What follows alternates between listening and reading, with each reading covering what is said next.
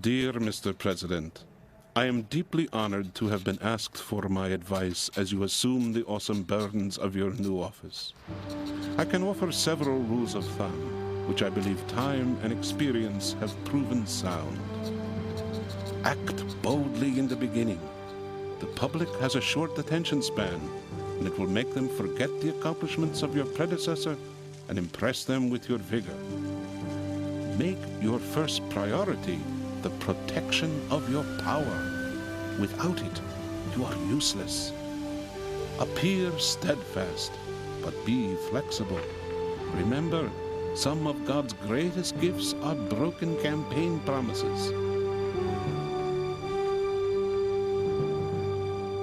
A playful paraphrase of words written in the year 1513 by a cashiered civil servant in Florence, Italy. What he actually wrote became one of the most hotly debated, deeply disturbing, and important books of Western civilization. To some, it was a veritable guidebook for tyrants and totalitarians. Mussolini loved it. Marxists recognized a fellow revolutionary. To others, it paved the way for ethnic and religious toleration, individual rights, and modern democracies. But, fairly or unfairly, it has caused his name, Machiavelli, to ring through the centuries as a synonym for evil.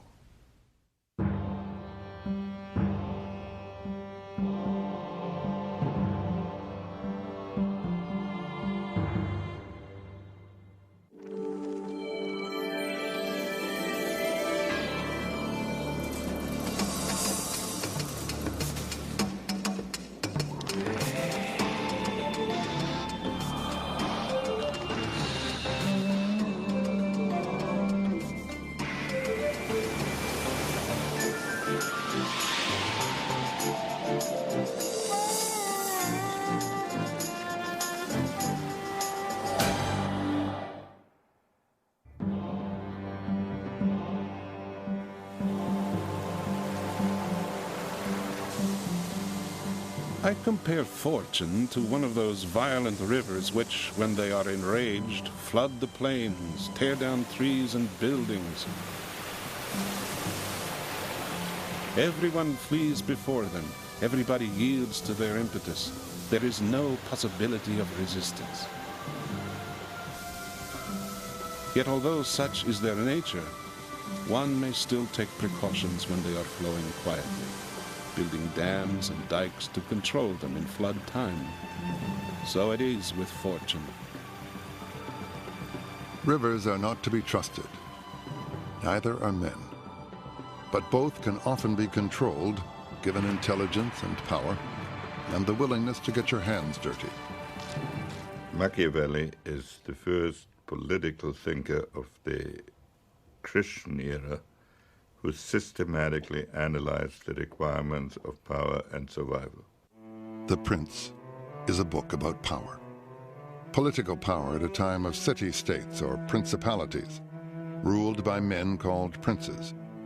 It amounts to 26 short chapters of analysis and opinion that range from the classification of government to advice on selecting staff. It was written to shock and re-educate its reader, and it still manages to do so, to challenge the political pieties of its day and explain to princes and prince wannabes how the game is really played. It tells the prince that before anything else, he must know how to fight. He must learn to be ruthless and cruel, to lie, break his word, and be ready to violate both morals and religious principles when needed. Though it also stresses the need to appear compassionate, moral, and devout. Some say Machiavelli invented modern politics. And when we read The Prince, we can see today's headlines. I think in many ways that it's a great book because it is a mirror for Machiavelli's own time, and because it does continue to disturb, provoke, and make us think anew and see in what way it does relate to our own time, and we keep asking questions of it. It was Machiavelli who said, "Get real," in Italian, of course. E molti si sono immaginati repubbliche e principati. Many have dreamed up republics and principalities which have never in truth existed. The gap between how one should live and how one does live is so wide that a man who neglects what is actually done for what should be done is on the way to self-destruction. Machiavelli's focus on what is actually done is in tune with his times.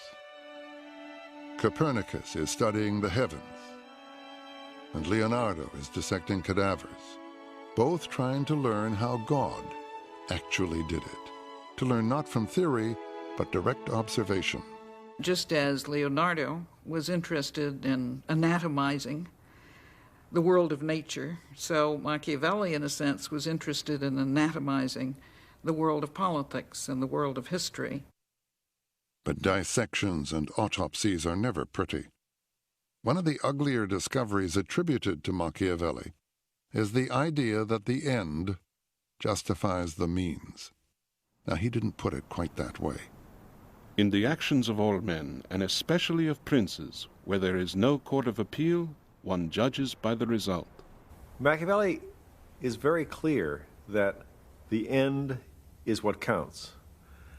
He says this in a number of places, and it seems to us a very tough argument. There are some situations in which the more the survival is threatened, the narrower the margin of choice becomes, unless you say you would rather have your society destroyed than to pursue marginal means.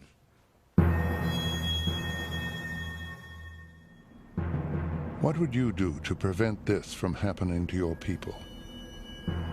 What would you not do? Would you lie? Violate treaties? Assassinate people? Just where would you draw the line? Anywhere? On the other hand, if you are winning a war and your enemy is all but finished, how far would you go to minimize your own casualties? Machiavelli was acquainted with the moral ambiguities of power. The size of Atlanta, Georgia. He was a realist. Machiavelli pursued what some scholars have called amoral realism. First of all, what he was trying to do was create something that didn't exist up to that point, the nation state, in this case, Italy. But what we need to ask ourselves is whether we really are in desperate straits, whether we really are up against the hard laws of necessity that Machiavelli is describing. I think much of the time we assume we are and are not. Like politicians today, Machiavelli justifies harsh or deceitful means as necessary to the common good. But his focus is on the presence or absence of power. What is it? How do you get it? How do you keep it? Good questions in any age, but stark and immediate in Machiavelli's. When I came to this interview, I left my home in Vermont as an isolated individual, drove a car to Boston, took an airplane to New York, came to this interview without people around me. I was safe. In the Middle Ages, human beings were not able to move from one place to another without having other people around them who could protect them.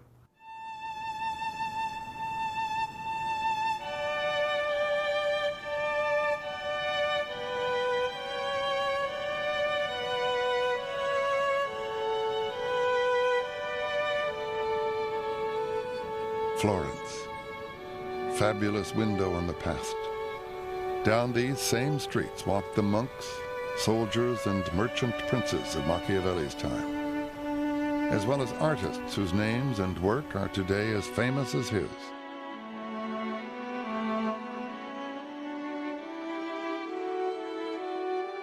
We are now in the age of Michelangelo, Leonardo, Columbus and Copernicus, of England's Henry VIII, and of Germany's Martin Luther and the Protestant Reformation. It is a turbulent time of conflict and contradiction. New ideas and new technologies are rocking Europe like a great earthquake.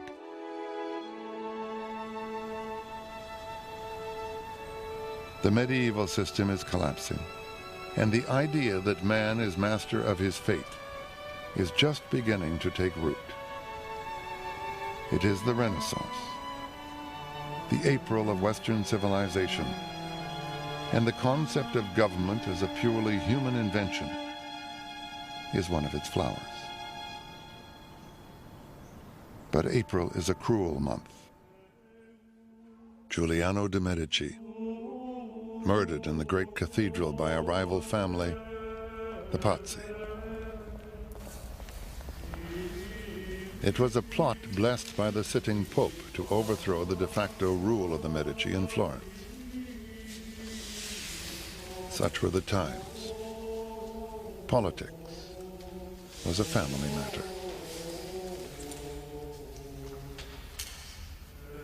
Medici retribution was swift and brutal. Several conspirators, including an archbishop, were slaughtered where they were caught, and their bodies hung from the windows of City Hall. The last one sketched as it hung by Leonardo da Vinci. Religion, too, seemed often a kind of family affair. Princes of the church had concubines. Popes had children. Lucretia and Cesare Borgia, brother and sister and lovers, also had wealth and power thanks to their sire, Pope Alexander VI, who gives the term godfather a whole other meaning. Italy was an anarchy of city-states, popes and other princes in constantly shifting alliances, murders in the cathedral, and orgies in the Vatican were the debris of a crumbling medieval order. This was the world of Nicolau Machiavelli. The separation of politics and religion was to become for him a major theme.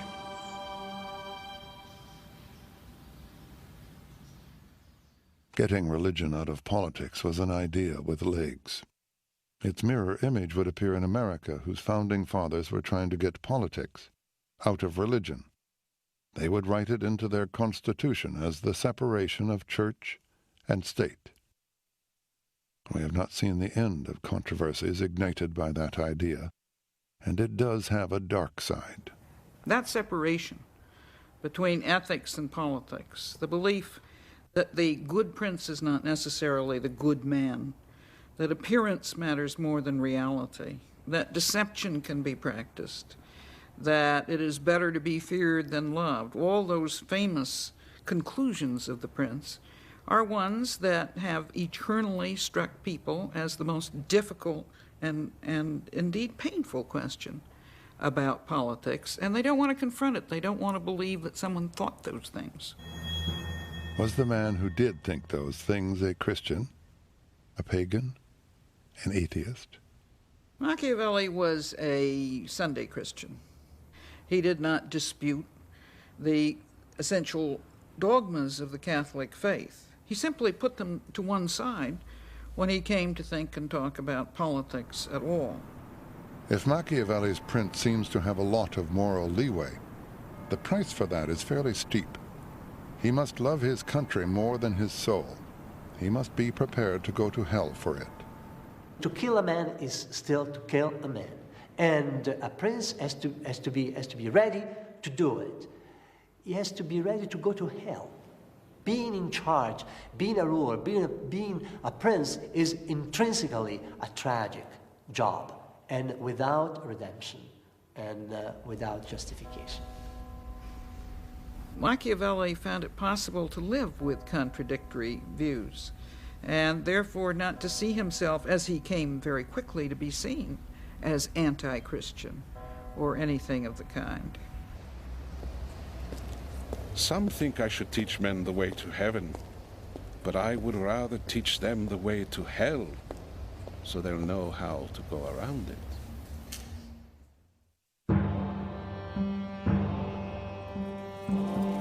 The Medici were exiled in 1494, when Charles VIII of France rode unopposed into Florence on his way to other conquests. Niccolo Machiavelli was 27. The city, long a republic in name, became again a republic in fact, Its first leader was a fiery, puritanical, but very popular monk named Savonarola, who denounced the corruption of the church and was responsible for two of history's more notable bonfires. On one, Savonarola burned books and artworks. On the other, the church burned Savonarola.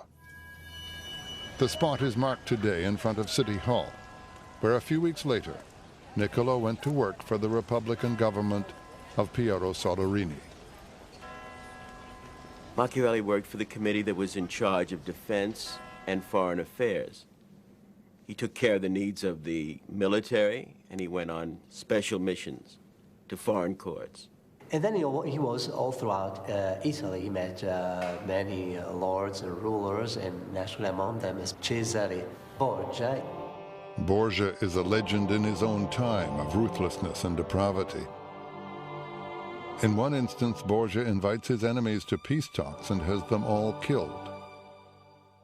That was the main impression that he got from Borgia, this cold blood and this capacity of using violence, let's say, well, crudeltà bene usata, that is for a very lucid political goal, not just a display of power, but in a very functional way.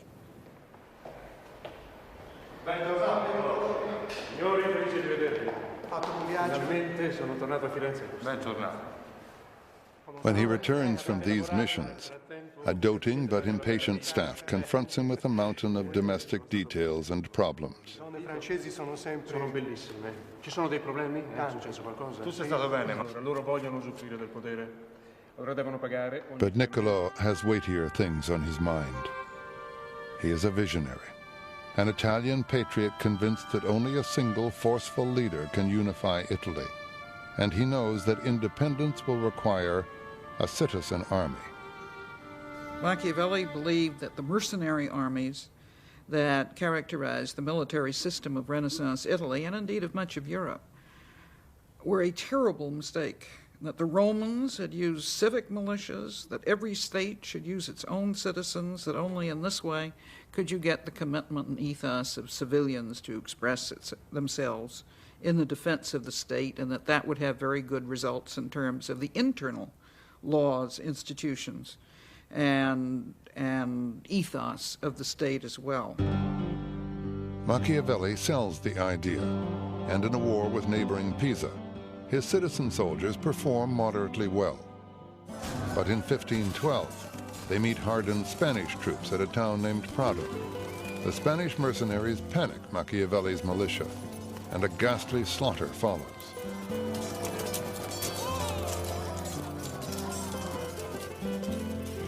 In the wake of this rout, the Medici return to end the Soderini Republic, and with it, Machiavelli's political career. In Niccolau's view, the feckless Soderini could have squashed the Medici return had he been sufficiently ruthless. Leadership requires more than plans and policies. In order to maintain his state, a prince is often forced to act in defiance of good faith, of charity, of kindness, of religion. He should not deviate from what is good if that is possible, but he should know how to do evil if that is necessary. The notion that necessity could justify behavior which was not otherwise virtuous or moral was actually accepted by almost all of the ancient thinkers. Lincoln's critics in his day thought he was a dictator, thought he was a tyrant, thought he was undemocratic, thought, in spite of all the folksy backwoods charm, that he was an egomaniac and was operating unconstitutionally much of the time. In the case of, for example, the suspension of habeas corpus, he probably was. And this is perhaps a great example of Machiavellian leadership in a democracy. There is a physics of politics, and sooner or later every leader discovers for himself the laws of relativity and uncertainty, also known as the law of unintended consequences. Taking everything into account, he will find that some of the things that appear to be virtues will, if he practices them, ruin him, and some of the things that appear to be vices will bring him security and prosperity. Messeri, ci hanno dato la lista di capponi e lui ha confessato e ha fatto dei nomi. Dimmi, che nome ha fatto? Pietro The Paolo reinstalled Medici have discovered a plot to overthrow them, and they have a list of people the plotters hope to recruit. The seventh name on the list is Niccolo Machiavelli. The plotters never got to Machiavelli. It doesn't matter. He's a suspect, and the Medici don't need much excuse to throw him into prison.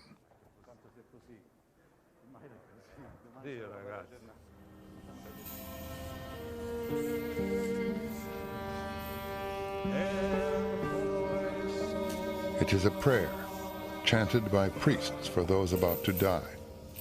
This chanting is for the list makers.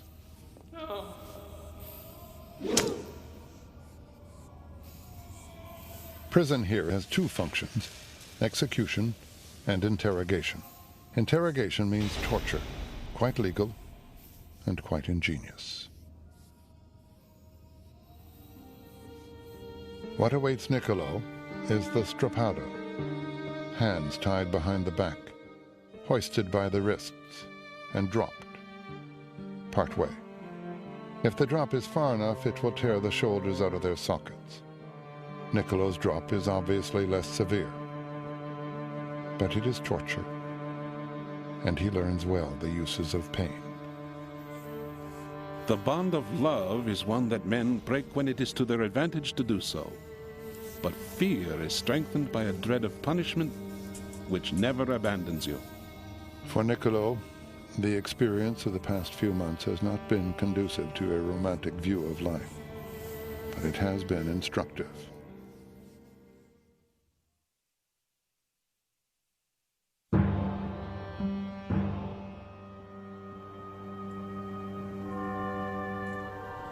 In the spring of 1513, Giovanni de' Medici becomes Pope Leo X, and Machiavelli is released in a general amnesty, but with restrictions.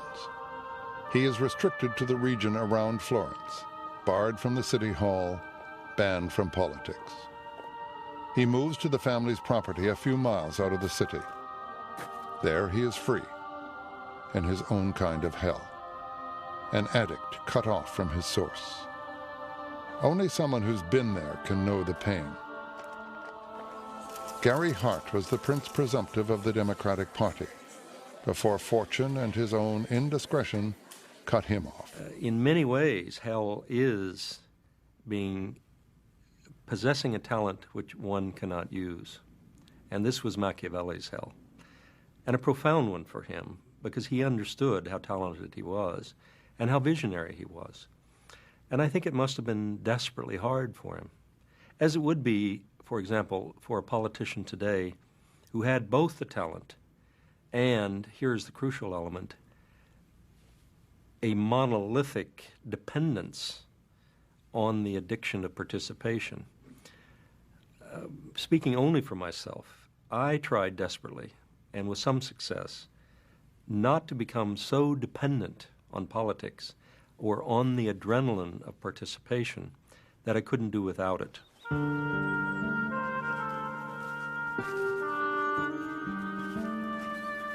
In a letter to a friend, Nicolau describes the narrow confines of his current life, supervising work on his property and killing time with the locals in the local inn. With these I sink into vulgarity for the whole day, playing at cards. And these games bring on 1,000 disputes with the countless insults, and usually we are fighting over a penny. So involved in these trifles, I keep my brain from growing moldy. The personal Machiavelli seems entirely human. He is compassionate, witty, and profane, even sometimes obscene. He is married, but he is attracted to other women, and they to him. Machiavelli was a great guy. He was friendly, affable, loyal to his friends. He loved to go out drinking. He loved women. He loved good conversation. Just an ordinary, nice guy. Well, ordinary may not be the best word, but certainly Machiavelli seems anything but Machiavellian. He is personable. He is also a very talented guy. He wrote the best comedy of our literature, La Mandragola, in 1518. And, okay, there is a comedy with bitter and even somber undertones, but it's a lively play, wonderful. On the coming of evening, I return to my house and enter my study. And at the door I take off the day's clothing covered with mud and dust, and put on garments regal and courtly, and reclothed appropriately, I enter the ancient courts of ancient men, where, received by them with affection, I feed on that food which is mine and which I was born for.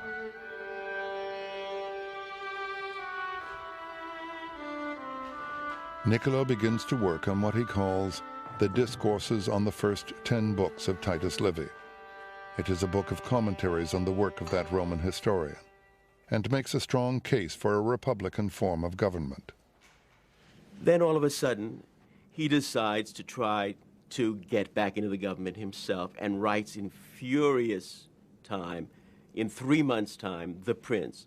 He interrupts the writing of the Discourses to take off this time to write The Prince, because he's anxious to get back into politics, into government life.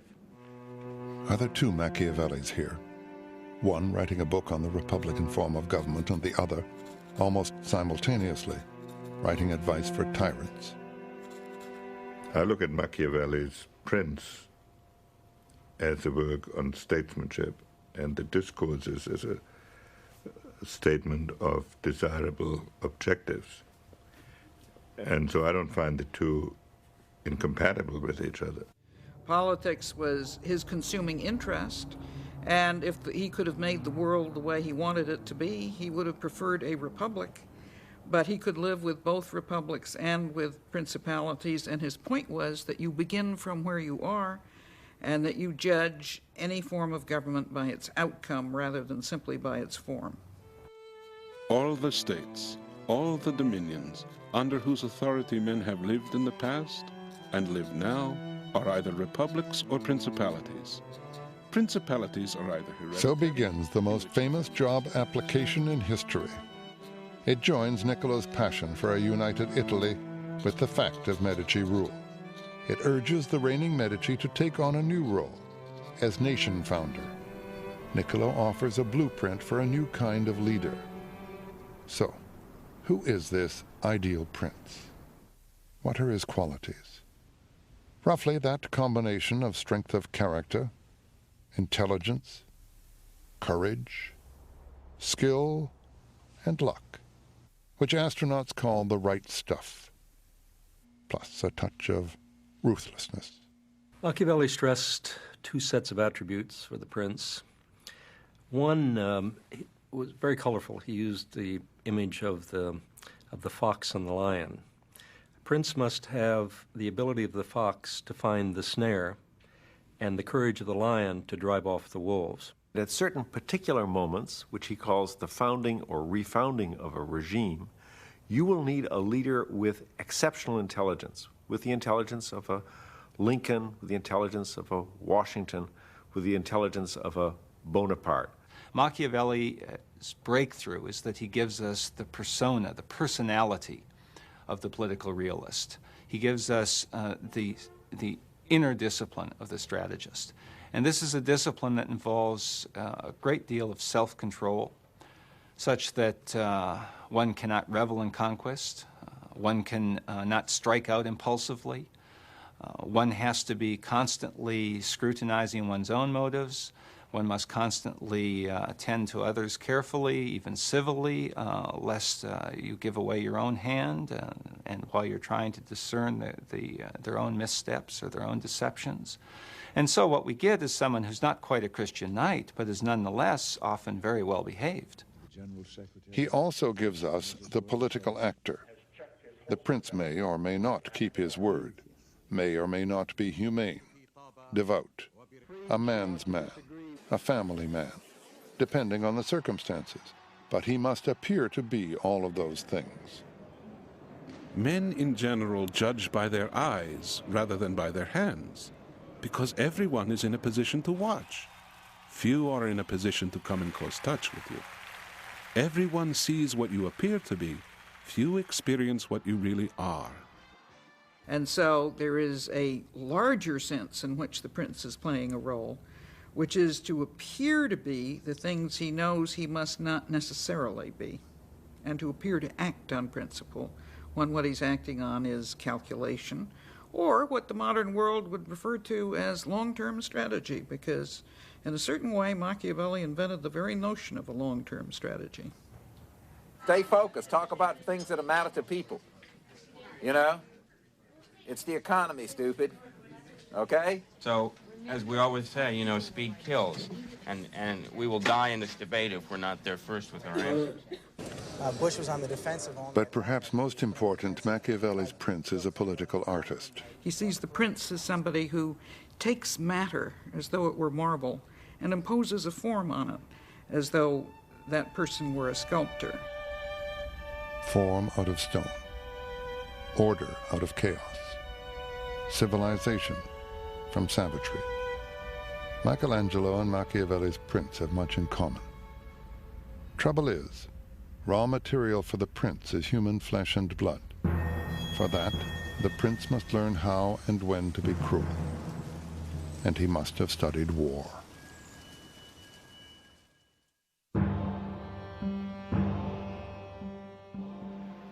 The main foundations of every state are good laws and good arms. And because you cannot have good laws without good arms, and where there are good arms, good laws inevitably follow, I shall not discuss laws, but give my attention to arms. The sentence is one of the most marvelous puzzles in all of Machiavelli.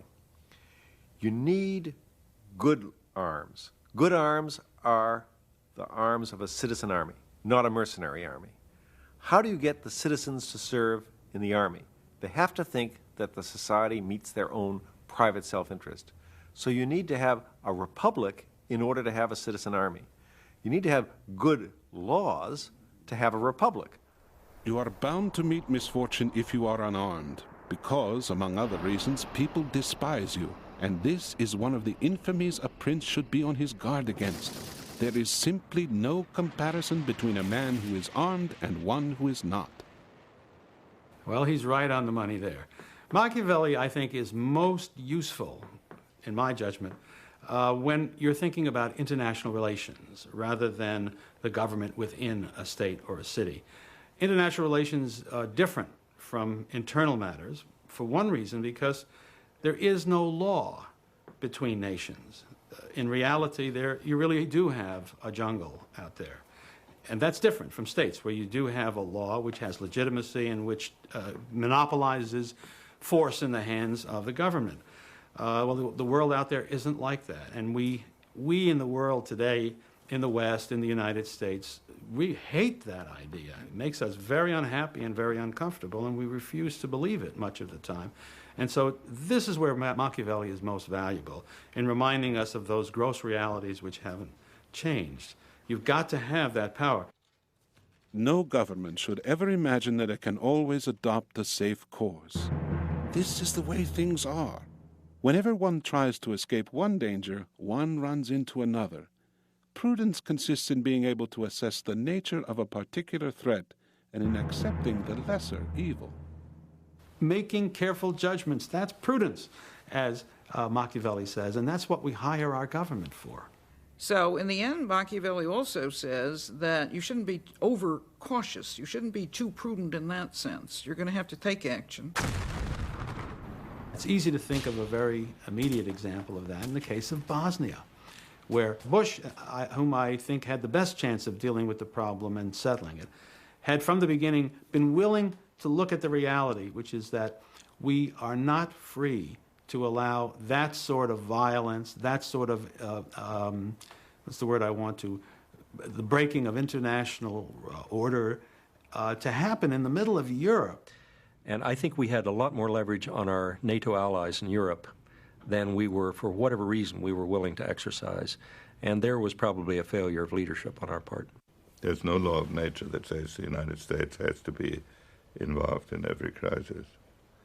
At the time we made the final decision, we probably had no alternative. But on the road to the final decision, we certainly did not apply Machiavelli's maxims. We never asked ourselves, what is our objective here? What is our interest here? What are the means available? What is the best thing that can happen? What is the worst thing that can happen? Has an American president ever applied that kind of analysis before committing the nation to some foreign involvement? I think Roosevelt did it in his own mind before he went into World War II. Roosevelt had the capability of doing it. Nixon had a great capacity for that. Henry Kissinger has been called the American Machiavelli by admirers as well as critics. That would make Richard Nixon his prince, especially talented in foreign policy, often brilliant, incisive, but secretive and suspicious. Richard could have profited from Nicolau's advice on at least one score. A prince must watch that he does not become afraid of his own shadow. His behavior must be tempered by humanity and prudence, so that excessive distrust does not make him unbearable. For more than a century, Americans enjoyed the advantage of isolation amid rich natural resources. They were the exception among nations, immune from Europe's Machiavellian virus, the politics of survival. Is that immunity gone now? We cannot afford the pure American exceptional approach indefinitely. Doesn't mean that every end justifies every means, but it means that the purity that we have tended to, with some of our academics and some of our leaders have insisted on, will be much more difficult. We destabilized governments. We tried to assassinate foreign leaders. We did some things, I think, again, particularly in singling out the Nixon administration, that were a violation of our principles, our ideals. I think we're suffering for that today. In the first 100 days, we will bring to the vote... While Machiavelli's real expertise seems to be foreign policy, some of his advice on domestic affairs also has resonance, at least for modern-day conservatives. A man should not be afraid of improving his possessions lest they be taken away from him, or another deterred by high taxes from starting a new business. But above all, a prince must avoid taking the property of others, because men sooner forget the death of their father than the loss of their inheritance. Seventh, require a 3/5 majority vote to pass a tax increase. On the other hand, his ideal prince does bear a resemblance to Lenin. Kill the old prince and his family, create new titles and powers, and give them to new men. He should make the poor rich and the rich poor, as David did when he became king. Machiavelli's advice seems so often to cut two or more ways. It is little wonder there is a score of differing interpretations of the prince. Take, for instance, the bit about fear and love. It is far better to be feared than loved if you cannot be both, but you must avoid being hated. Fear is useful. Hatred is counterproductive. Most corporate executives would agree with that. Strict adherence to Christian virtue is just out of place. And so the question he raises is part of the distinction that he brings to the modern study of politics. The answer he gives is also particularly distinctive. It's an answer that ruthlessly discriminates between politics and everything else, that asserts the autonomy of the political in the manner in which all other human values can be reduced to the struggle for power and the provision or maintenance of order.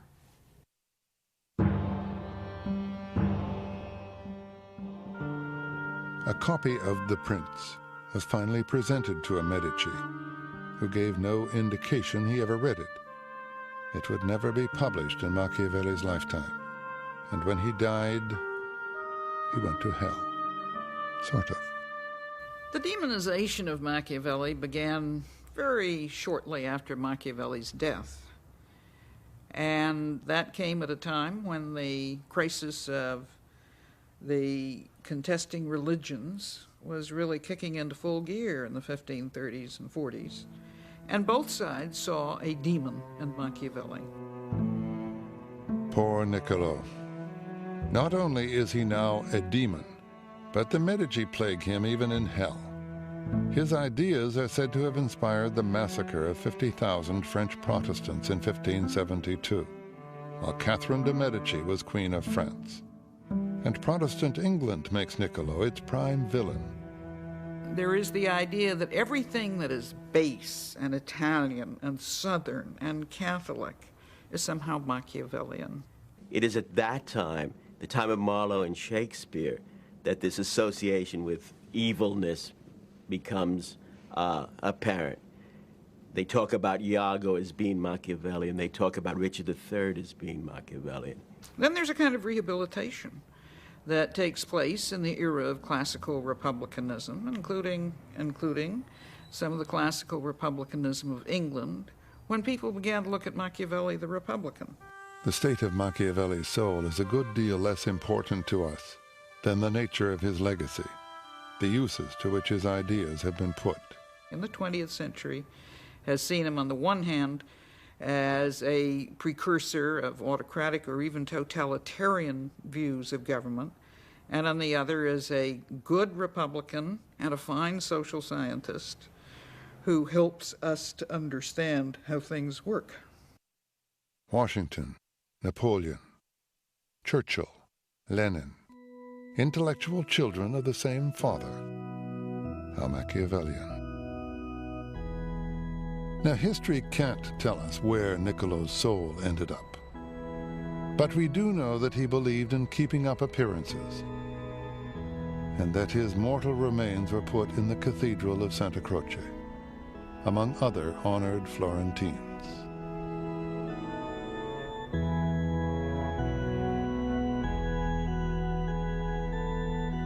We also know that his influence is far from dead.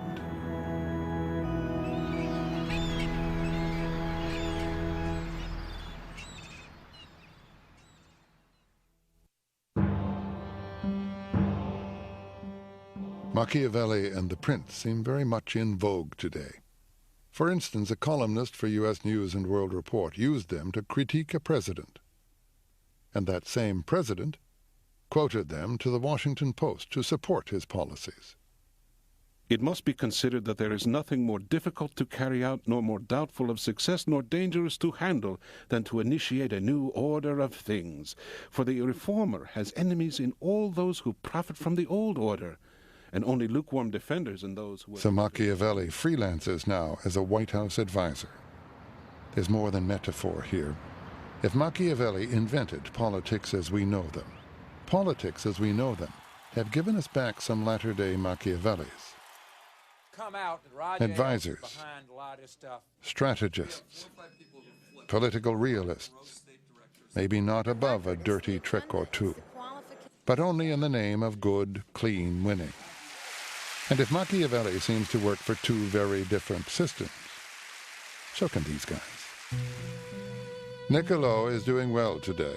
While his former estate turns out a fine Chianti wine in his name, he has joined Attila the Hun in the ranks of big-name corporate advisors, and he has interests in a couple of games on the market, which more or less use his precepts.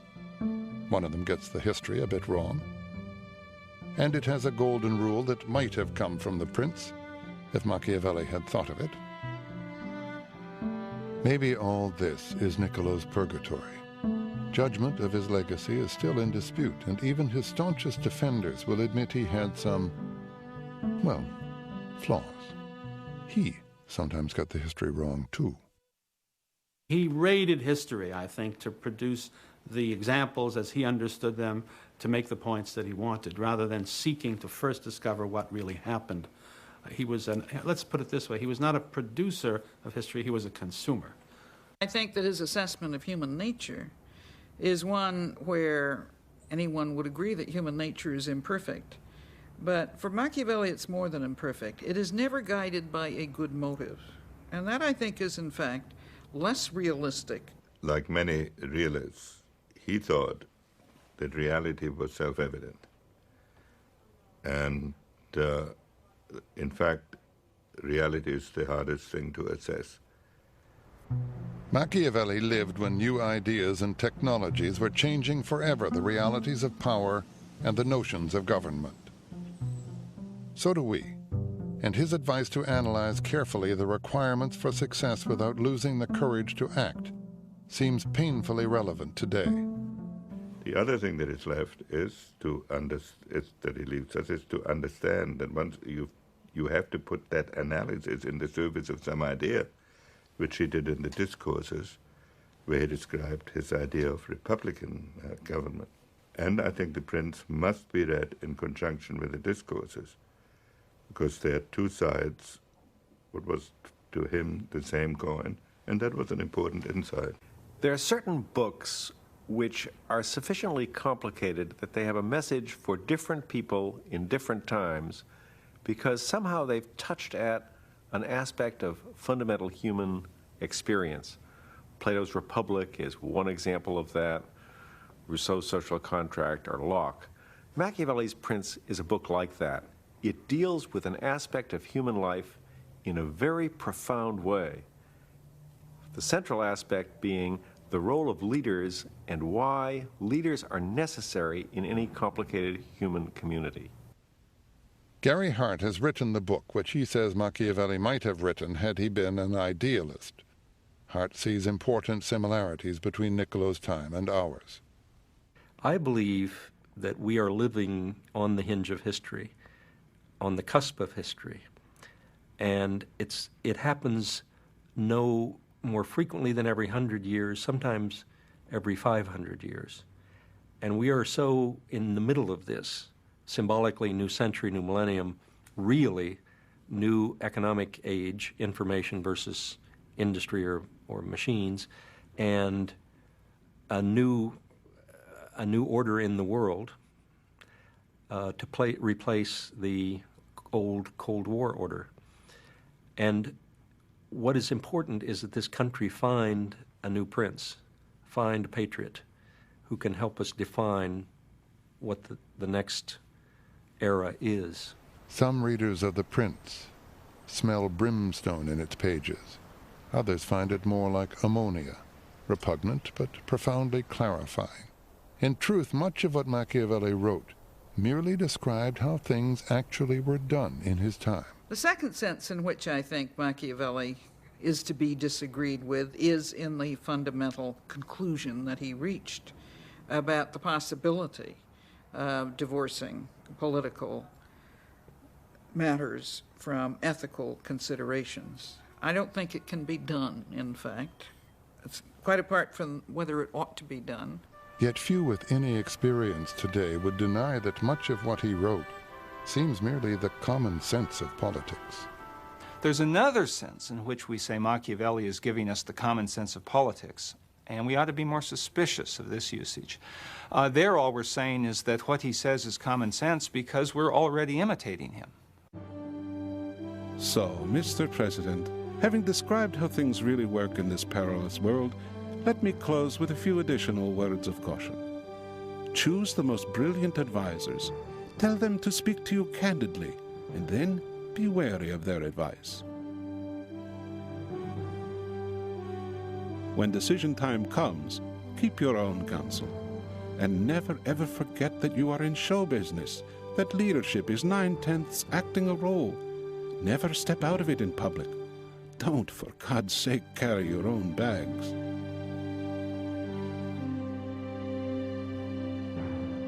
Welcome to the top of the heap, and lots of luck. Your humble and admiring servant, Nicolau Machiavelli. P.S. Don't look to heaven for your reward.